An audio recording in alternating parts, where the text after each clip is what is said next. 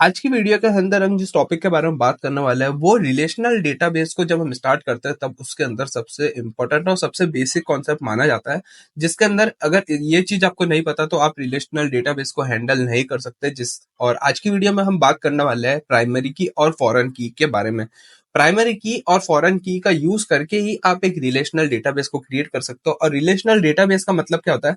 Relational database का ये मतलब होता है कि आप किसी दो टेबल्स को क्रिएट करो और उनको दो या दो से ज्यादा कितनी भी टेबल्स क्रिएट कर सकते हो, और उन टेबल्स के बीच यहाँ पर आप एक रिलेशन एक लिंक को क्रिएट कर सकते हो। और वो लिंक किसकी यूज करके क्रिएट करते हैं? वो लिंक आपको क्रिएट करनी पड़ती है प्राइमरी की और फॉरेन की कॉन्सेप्ट का यूज करके। और आज की वीडियो के अंदर हम बात करने वाले हैं प्राइमरी की और फॉरेन की को आप किस तरह से यूज कर सकते हो, किस तरह से आप दो टेबल्स के बीच रिलेशन को क्रिएट कर सकते हो और क्यों ये रिलेशन बहुत ज्यादा इंपॉर्टेंट है। आने वाली वीडियोस के अंदर हम और एडवांस थोड़े रिलेशनल डेटाबेस की बात करेंगे, हम दूसरे डेटाबेसेस के ऊपर भी काम करेंगे। जैसा हमने बताया था, हम दूसरे काफी सारे डेटाबेस को और हैंडल करने की कोशिश करेंगे, स्क्रिप्ट्स की बात करेंगे और भी सब चीजों की बात करेंगे। तो उसी के अंदर यहाँ पर आपके पास प्राइमरी का और फॉरेन की का कॉन्सेप्ट यहाँ पर यूज होता है। सबसे पहले हम बात करते हैं प्राइमरी की क्या होती है। तो प्राइमरी की यहाँ पर आप डेफिनेशन तो देख सकते हो, आप पढ़ भी सकते हो। Primary constant unique identifies each record in the table. तो प्राइमरी की क्या होता है? प्राइमरी की हर एक रो को, हर एक डेटा को एक यूनिक डेटा क्रिएट करने के लिए यूज होता है। तो आप कहोगे कि आप यूनिक कीवर्ड का यूज कर सकते हो, और इसके अंदर क्या होता है कि प्राइमरी की कंटेंट यूनिक वैल्यू, तो यूनिक कीवर्ड का भी यूज कर सकते हो। और कंटेंट नॉट नल वैल्यू, तो नॉट नल वैल्यूज में क्या होता है कि आप नॉट नल का मतलब, नॉट नल मतलब आप नॉट नल कीवर्ड लगा के भी तो आप उसको नॉट नल कर सकते हो। आपको प्राइमरी की कॉन्सेप्ट की जरूरत क्यों है? क्योंकि प्राइमरी की क्या होता है, लार्ज डेटा सेट के साथ काम करती है। अब जब हम अभी के लिए बात करें तो अभी हमारे पास मैक्सिमम कितना डेटा है? 100 रोज हो सकती है, 200 रोज हो सकती है। लेकिन जब आप प्रोडक्शन लेवल डेटाबेस के साथ काम करेंगे तो प्रोडक्शन लेवल डेटाबेस में क्या होता है कि आपके पास थाउजेंड और लैक्स नंबर ऑफ डेटा वहां पर होता है। यूजर कितना ज्यादा होता है? जब अगर मैं यूट्यूब की बात करूं तो यूट्यूब पे कितने ज्यादा लोग, कितनी ज्यादा पॉपुलेशन यूट्यूब पे जाती है उनका डेटा स्टोर करना, तो हमारे पास एक ऐसा सिस्टम होना चाहिए कि हर एक यूजर का एक स्पेसिफिक डेटा हमारे पास प्रेजेंट होना चाहिए। हर एक यूजर दूसरे यूजर से सेपरेटली और यूनिकली बिहेव करना चाहिए। जिस तरह से आपके पास एक फिंगरप्रिंट होता है, वैसे ही डेटाबेस की टेबल के अंदर प्राइमरी की आप एक फिंगरप्रिंट की समझ सकते हो, जिससे आप उन टेबल्स के बीच के, टेबल्स के जितनी भी रो है, जितने भी डेटा है, जितने भी स्पेसिफिक रो है, उनको अलग अलग डिफाइन कर सकते हो, इनको यूनिकली सेपरेट कर सकते हो। तो इस तरह से प्राइमरी की काम करता है, और हर एक टेबल के अंदर सिर्फ एक ही प्राइमरी की हो सकती है, ये भी आपको ध्यान रखना है। और फॉरेन की होता है, foreign key is a constraint used to prevent action that would destroy links between tables. तो फॉरेन की का कॉन्सेप्ट सिंपल है। फॉरेन की किस लिए यूज कर सकते हो? पेरेंट टेबल की प्राइमरी की का यूज करके आप फॉरेन की का यूज कर सकते हो, और एक कांस्टेंट क्रिएट करने में यहाँ पर आपको क्रिएट करता है नहीं, आप फॉरेन की का यूज करके आप एक लिंक क्रिएट कर सकते हो आपकी पेरेंट टेबल और चाइल्ड टेबल के बीच। इस बात का आपको ध्यान रखना है कि जिस भी टेबल के अंदर, यहाँ पर आप देखिए, अ foreign key is a field और a collection of field in one table. यानी आप क्या कर सकते हो, फॉरेन की एक से ज्यादा भी प्रेजेंट हो सकती है किसी टेबल के अंदर। That refers to a primary key in another table. Foreign की एक प्राइमरी की को रेफर करेगी जो कि किसी दूसरी ही टेबल के अंदर आपके पास प्रेजेंट है। अ table, a table with primary की इज कॉल्ड चाइल्ड टेबल। अब यानी एक टेबल आपने क्रिएट करी, उसी टेबल के अंदर आपकी प्राइमरी की भी प्रेजेंट है, फॉरेन की भी प्रेजेंट है। और प्राइमरी की और फॉरेन की अगर सेम टेबल के अंदर प्रेजेंट है तो उस टेबल को आप कहेंगे चाइल्ड टेबल, और जिस टेबल के अंदर आपकी फॉरेन की प्रेजेंट नहीं है उस टेबल को आप कहेंगे पेरेंट टेबल। अब एक एग्जांपल के साथ यहाँ पर आप समझिए, यहाँ पर स्टूडेंट डिटेल्स और स्टूडेंट मार्क्स नाम से दो टेबल हमारे पास है। इस वाली टेबल के अंदर एक प्राइमरी की है जो कि है आईडी। इस वाले टेबल के अंदर प्राइमरी की क्या है? इस वाली टेबल के अंदर भी प्राइमरी की है आईडी। और इस वाली टेबल के अंदर फॉरेन की क्या है? आईडी, जो कि रेफर कर रही है इस वाली टेबल की प्राइमरी की को, इस वाली टेबल की प्राइमरी की को ये रेफर कर रही है। तो अब ये बहुत अलग अलग वेज के अंदर यूज होता है, जॉइंट्स के अंदर भी यूज होता है, सब तरह से यहाँ पर यूज होता है। आपको यहाँ पर ज्यादा समझ नहीं आएगा, जब हम एंट्रीज को क्रिएट करेंगे, जब हम वैल्यूज को इंसर्ट करेंगे, तब आपके एकदम अच्छी तरीके से वो सब चीज दिमाग में बैठ जाएगी कि किस तरह से क्या चीज काम कर रही है, क्या चीज की क्यों इस तरह से काम नहीं कर रही है। बिल्कुल अच्छे एग्जाम्पल के साथ यहाँ पर हम बात करेंगे। और यहाँ पर भी एक और एग्जाम्पल है, student ID first name, last name, course ID के अंदर भी आपके पास काफी सारी चीजें हैं। तो इसके अंदर भी ये कॉन्सेप्ट है, आप इसको एज अ प्राइमरी की ले सकते हो और इसको एज अ फॉरेन की ले सकते हो। और इस वाली कोर्सेज वाली टेबल के अंदर ये वाली आपकी होगी प्राइमरी की, और इस वाली इन दोनों टेबल्स के बीच, इस दोनों कॉलम्स के बीच यहाँ पर एक रिलेशन को यहाँ पर आप समझ सकते हो। अब यहाँ पर आपको ज्यादा समझ नहीं आ रहा होगा कि क्या चीज किस तरह से काम करी है, हम एक एग्जांपल के साथ समझेंगे और प्राइमरी की और फॉरेन की का कॉन्सेप्ट सही तरीके से वहां पे समझेंगे। तो सबसे पहले मैं क्या करूंगा, सबसे पहले माई एसक्यूएल वर्क बेंच को यहाँ पे स्टार्ट कर लेता हूँ, और वर्क बेंच के साथ में मैं यहाँ पर वर्क बेंच को यहाँ पर स्टार्ट कर लेता हूँ। और यहाँ पर आप देखिए कि मैं एक नई एसक्यूएल फाइल को यहाँ पर स्टार्ट कर लेता हूँ। यहाँ पर आप देखिए नई एसक्यूएल फाइल को यहाँ पर मैंने ओपन करा, सिंपल कुछ नहीं करा, एक नई एसक्यूएल फाइल को यहाँ पर ओपन करा सर्वर को स्टार्ट करके। अब यहाँ पर मैं करूंगा डेटा शो डेटाबेसेस करा, तो सारे डेटाबेस आ गए हमारे पास। अब मैं क्रिएट करता हूँ डेटाबेस को, मैं एक डेटाबेस को यहाँ पर क्रिएट करता हूँ, क्रिएट डेटा, मैं करूंगा क्रिएट डेटाबेस, और लेट से डेटाबेस का नाम रख देता हूँ मोहित कोट्स। और इस मोहित कोट डेटाबेस के अंदर एक टेबल को क्रिएट करूंगा। टेबल हमारी होगी कोर्सेज नाम से एक टेबल होगी, और उस मेरे को यहाँ पे लिखना होगा create table courses, create table courses. और कोर्सेज के अंदर आपकी क्या क्या वैल्यू होगी, कोर्सेज के अंदर होगी सबसे पहले कोर्स आईडी, यानी कोर्स की आईडी होगी एक, और आईडी क्या होगी, वेरिएबल कैरेक्टर आप ले सकते हो वर्चर, और 5 वैल्यू, यानी टोटल मैक्सिमम लेंथ उसकी 0 1 2 3 4 हो सकती है, 5 हो सकती है। तो इस तरह से आपको लिखना है, 5 कैरेक्टर्स का हो सकता है। उसके बाद में जो वैल्यू होगी वो होगी आपकी नॉट नल वैल्यू होगी। उसके बाद में एक कोर्स अंडरस्कोर नेम नाम से कॉलम क्रिएट करना है, जो भी होगा वेरचार, और उसकी मैक्सिमम लेंथ होगी 30। ये भी आपका होगा नल नॉट नल यहाँ पे लगा दिया। अब यहाँ पर आपको एक प्राइमरी क्रिएट करनी पड़ेगी, प्राइमरी की का कॉन्सेप्ट यूज करना, प्राइमरी की। और प्राइमरी की क्या है, C_ID, यहाँ पर हमारी एक प्राइमरी की हो जाएगी, और यहाँ पर हमारा डेटाबेस टेबल क्रिएट हो जाएगी। यहाँ पर क्या आ रहा है, डेटाबेस डिफॉल्ट सिलेक्ट डेटाबेस। तो यहाँ पर आप देखिए, यहाँ पर हमारी एक एरर एनकाउंटर हुई है, और एरर यहाँ पर हमारी क्यों हुई है, क्योंकि यहाँ पर हमने डेटाबेस को सिलेक्ट नहीं करा। तो सबसे पहले मेरे को सिलेक्ट करना पड़ेगा डेटाबेस को, तो यहाँ पे लिखूंगा मोहित कोर्स डेटाबेस को सिलेक्ट करो, और उसके बाद ये वाली टेबल को क्रिएट कर दो। तो यहाँ पर आप देखिए हमारी कोर्सेज नाम की टेबल सक्सेसफुली क्रिएट हो चुकी है, जिसके अंदर हमारी जो प्राइमरी की है वो की कोर्स आईडी हमारी एक प्राइमरी की है। तो यहाँ पर मैं लिखूंगा select star from courses, select star from courses लिख रहा हूँ। और यहाँ पर आप देखिए कोर्सेज नाम से नॉट नल हमारे पास सब वैल्यूज यहाँ पर आ चुकी है, और कोर्स आईडी यहाँ पर हमारी प्राइमरी की, इस बात का आपको ध्यान रखना है यहाँ पर। और अब मैं क्या करूंगा, इस टेबल के लिए कुछ वैल्यूज को इंसर्ट करूंगा। तो यहाँ पर मैं लिखूंगा इंसर्ट इनटू किसके अंदर, कोर्सेज के अंदर इंसर्ट कर दो। और क्या इंसर्ट करो, C_ID और कोर्स का नाम, तो अब लिखूंगा कोर्स_नेम, ये दो चीज यहाँ पर इंसर्ट करो। और उसके बाद यहाँ पर वैल्यूज को एंटर करो। वैल्यूज कौन कौन से होगी, वैल्यूज के अंदर कोर्स आईडी के अंदर सबसे पहले मैं कोर्स आईडी कौन से लेता हूँ, लेट से CS01। उसके बाद में CS01 कौन सी होगी, ऑपरेटिंग सिस्टम, ये डेटाबेस कंप्यूटर साइंस के अंदर सब्जेक्ट होता है। और ये सारे सब्जेक्ट जो लिख रहा हूँ वो एक्चुअली में सब्जेक्ट यहाँ पर हमारे पास अवेलेबल होता है। CS02 के अंदर यहाँ पर हमारे पास होगा digital image processing, digital electronics लिख देता हूँ, इलेक्ट्रॉनिक्स।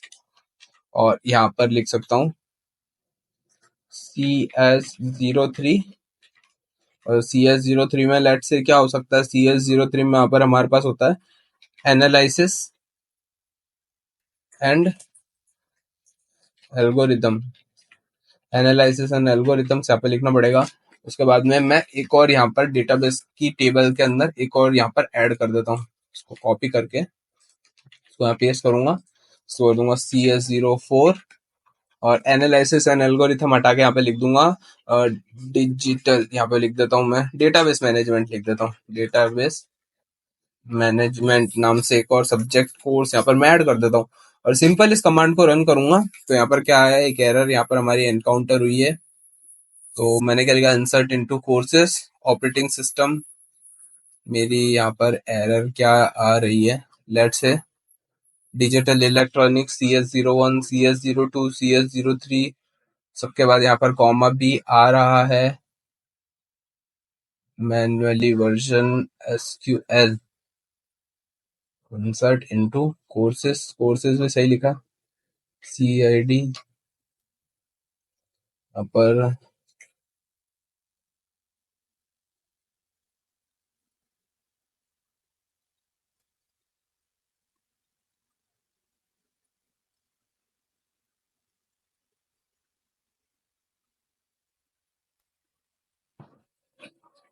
यहाँ पर मेरे को इस तरह से एंड करना है।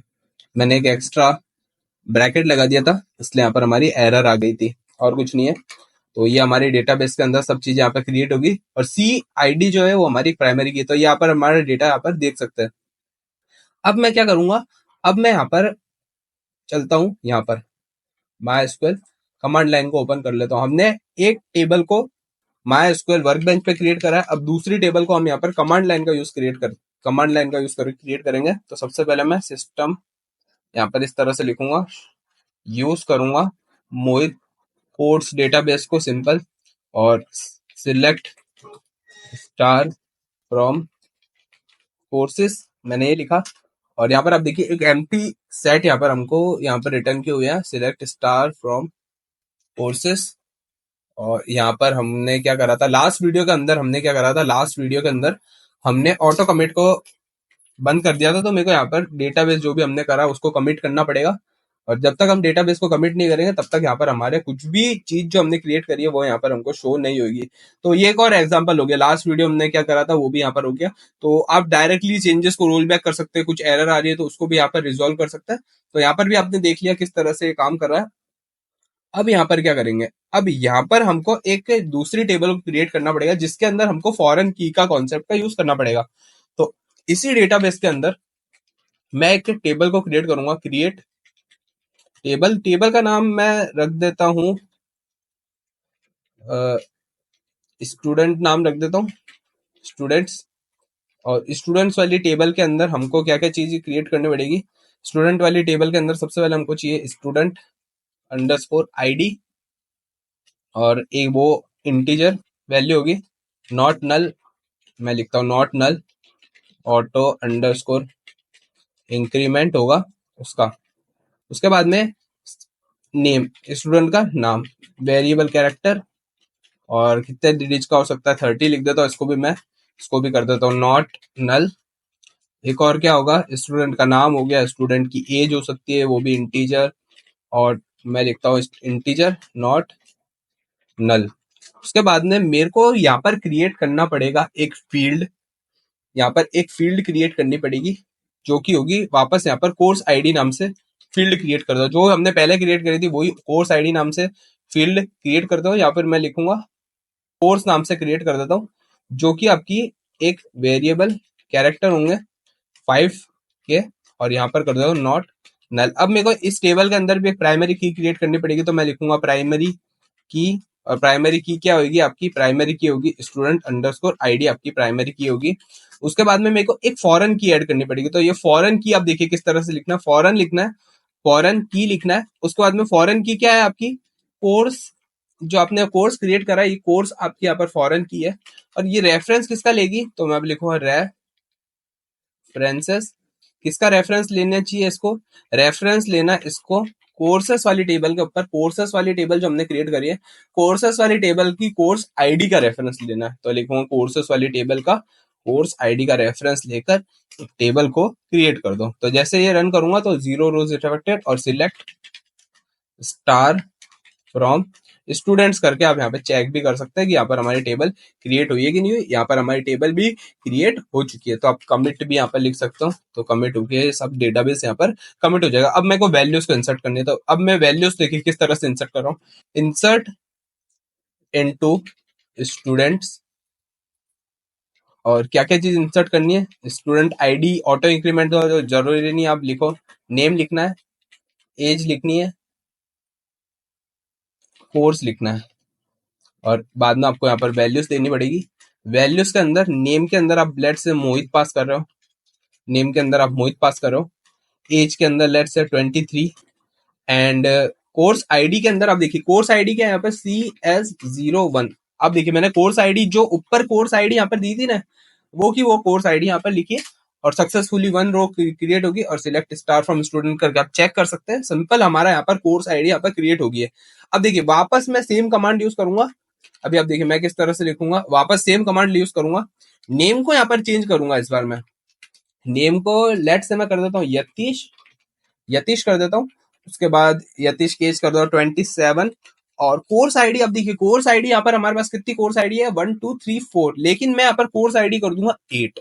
और जैसे रन करने की कोशिश करूंगा, यहाँ पर क्या हुआ, एक एरर आ गई। एरर क्या हुई है, update a child row a foreign key constraint fail. Foreign key constraint fail का मतलब क्या हुआ कि आपने रेफरेंस लिया था कोर्सेज की कोर्स आईडी का, लेकिन कोर्सेज की कोर्स आईडी में कोई CS08 नाम से कोर्स आईडी प्रेजेंट ही नहीं है। तो आप किस तरह से कोर्स आईडी क्रिएट कर रहे हो, यानी इसका मतलब क्या हुआ कि हमने फॉरेन की कोर्सेज को क्रिएट करा, यानी फॉरेन की के अंदर कौन कौन सा डेटा आ सकता है, फॉरेन की के अंदर वो ही पेरेंट का डेटा आ सकता है जो कि उस पेरेंट वाली टेबल के अंदर पहले से प्रेजेंट है। सिर्फ वही डेटा को वहां पर आप एंटर कर सकते हो। अब देखिए मैं यहाँ पर क्या करूंगा, मैं यहाँ पर क्या करूंगा, इंसर्ट कर दूंगा डेटा को। तो अभी आप देखिए मैं किस तरह से करूंगा, मैं डेटा को यहाँ पर इंसर्ट ही कर देता हूँ। यहाँ पर आप देखिए मैं इसको कमेंट कट करूंगा, मैं CS08 नाम से एक डेटा क्रिएट करता हूँ। डेटा का नाम लेट से मैं यहाँ पर क्या कर सकता हूँ, डिजिटल इमेज नाम से एक कोर्स क्रिएट करता हूँ, रन करूंगा, कोर्स सिंपल क्रिएट हो जाएगा। यहाँ पर आप कमिट कर दीजिए और यहाँ पर आप क्या करते हैं, सिलेक्ट स्टार फ्रॉम कोर्सेज करके बिल्कुल चेक कर सकते हैं। यहाँ पर आप देखिए डिजिटल इमेज नाम से एक कोर्स क्रिएट हो गया है। यहाँ पर भी आप चेक कर सकते हैं, सिलेक्ट स्टार फ्रॉम कोर्सेज अगर मैं करूंगा तो यहाँ पर आप देखिए डिजिटल इमेज नाम से कोर्स क्रिएट हो गया। और जो ये एरर आ रही थी, यानी पहले जो ये CS08 नाम से हम क्रिएट कर रहे थे कोर्स को, स्टूडेंट को, तो हमारी एरर आ रही थी, लेकिन अब वो एरर एनकाउंटर नहीं हुई हमारी। और यहाँ पर आप अब चेक करिए, सिलेक्ट स्टार फ्रॉम स्टूडेंट्स, तो यहाँ पर आपको स्टूडेंट सक्सेसफुली देखने को मिल जाएगा। आईडी इंक्रीमेंट हो रही है और आईडी में आप देखिए कि एक एरर आ गई थी, इसलिए यहाँ पर आईडी एक मिस आउट हो चुकी है। उसको आप अभी आप रहने दीजिए, उसके लिए हम बाद में बात करेंगे। अभी आप देखिए कि इस तरह से आप इस प्राइमरी की फॉरेन की कॉन्सेप्ट यूज कर सकते हो। और आपको अब मेरे को लगता है कि अच्छी तरीके से समझ आ गया होगी कि प्राइमरी की और फॉरेन की कॉन्स्टेंट क्या है, किस तरह से काम करता है, किस तरह से रेफरेंस लेता है। फॉरेन की के अंदर आप देखिए ये वाली टेबल के अंदर हमारी स्टूडेंट्स एक चाइल्ड टेबल है और कोर्सेज हमारी पेरेंट टेबल है, क्योंकि जो हमारी कोर्सेज है वो किससे रेफरेंस ले रही है, हमारी कोर्सेज वाली टेबल के अंदर से। यानी कोर्सेज वाली टेबल के अंदर जो CID की प्राइमरी की हमने क्रिएट करी है, उस प्राइमरी की के अंदर जो डेटा पहले से प्रेजेंट है वो ही डेटा को आप फॉरेन की के अंदर एंटर कर सकते हो, नहीं तो वो काम नहीं करेगा, यानी नहीं करेगा। तो ये एक रिलेशन हमने क्रिएट कर लिया और रिलेशन क्रिएट करके देखा किस तरह से काम करता है। तो आई होप आपको प्राइमरी की और फॉरेन की का कॉन्सेप्ट समझ आ गया होगा। अगर किसी भी चीज में दिक्कत आती है तो आप नीचे कमेंट करिए, मैं आपको कमेंट को पढ़ूंगा, उसके लिए आने वाली वीडियोस में सॉल्व आउट करूंगा कि क्यों आपका काम नहीं कर रहा। और वीडियो एंड करने से पहले यहाँ पर मैं बताना चाहता हूँ कि अगर आपने अभी तक एसक्यूएल की प्लेलिस्ट एक्सेस नहीं करी है तो आप जल्दी जाके एसक्यूएल की प्लेलिस्ट एक्सेस कर लीजिए, क्योंकि सब बहुत सारे एडवांस टॉपिक्स यहाँ पर आपको देखने को मिलने वाले हैं। बहुत सारी चीजें अभी और काफी सारी चीजें हम पढ़ेंगे, सीखेंगे और बहुत ज्यादा मजा आने वाला है आपको आने वाली वीडियोस के अंदर। तो बस गाइज आज की वीडियो में इतना ही। मैं मिलता हूँ आपको एसक्यूएल ट्यूटोरियल की नेक्स्ट वीडियो के अंदर, तब तक के लिए जय हिंद।